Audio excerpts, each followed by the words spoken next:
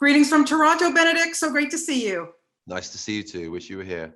I wish I was there too, but this is just as good, my friend. And I have to tell you, I did see this film at TIFF, blew me away. Look, I've interviewed you many times. You are the nicest guy. I always love talking to you. How far deep did you have to dig to bring out your inner a-hole? Because boy, did you ever do a good job. I never thought someone would ask me how far I had to dig to bring out my a-hole. You might have to edit that one out. Oh, my friend, I'm not editing that out. Okay, it's yours. It's yours. To be honest, yeah, I mean, I joked about it today in a press conference. It was going down the line. What did you have to do to prepare for this film? I said, to learn to be an arsehole. And but you know what? I mean, it was very liberating, I have to say. I can be quite apologetic and a bit of a people pleaser, and to stand in the boots and the mindset of someone who's apparently very assured of the world and his place in it was a really liberating experience. And not just him, but the way I was allowed to be him was very liberating. I mean, Jane gave me a lot of runway, and we talked a lot over the months preceding and did a lot of prep. We both did Jungian dream analysis with an amazing woman called Kim Gillingham to sort of plumb the depths of the subconscious to try and get at the raw material of Phil, the stuff that you intuitively feel reading the material and being him, but that could really inform some decisions and let bubble up to a sort of physical or conscious level that informed the performance. And I went to Dude Camp for 2.5 weeks. I mean, we had a long stretch into this, both the kind of attainment of understanding and knowledge and ability that he has and how to get there. And then on the day to be allowed to be him for the whole working day was a real gift and a novelty for me, to be introduced to the crew as him and not Benedict. Yeah. So yeah, and then it was just, there are layers to this man. He's a wounded animal. He's a suffering, damaged human being and a child who's in arrested development in many ways, despite his adult prowess and danger and cruelty and anger.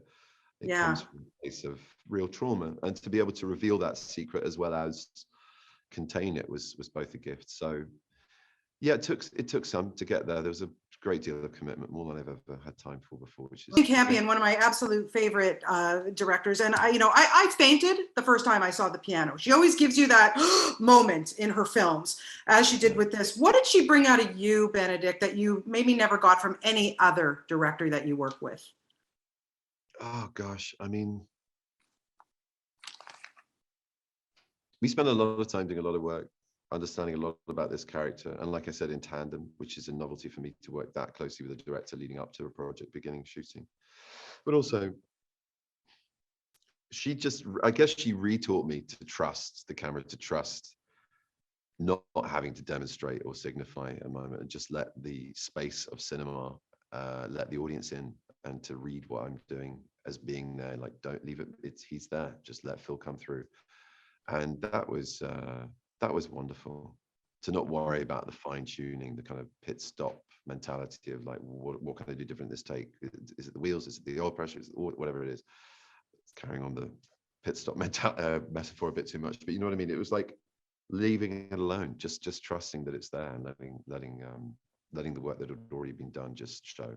And very freeing. I think, she taught me, I mean, she was her own worst enemy in the sense she allowed me to be Phil. So there were some Phil moments with Jane, like, she'd be asking me of something, or there'd be some dialogue, and I go, I'm not saying that. I felt very empowered in a sort of Phil way to be able to stand my ground.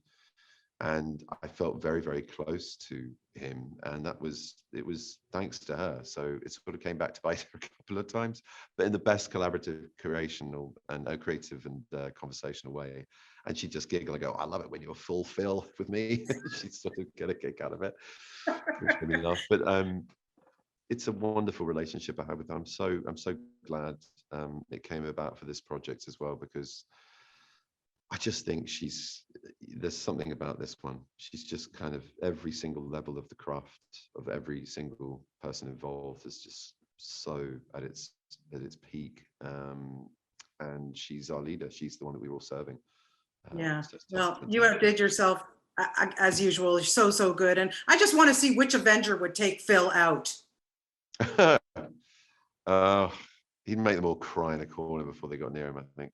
I think you're right. I think you're right. Congratulations on another amazing performance. Thank you so much for your time. And next time we'll see you in person, I promise. Best of luck to you, Benedict. Thanks so much. Thank you. Bye-bye.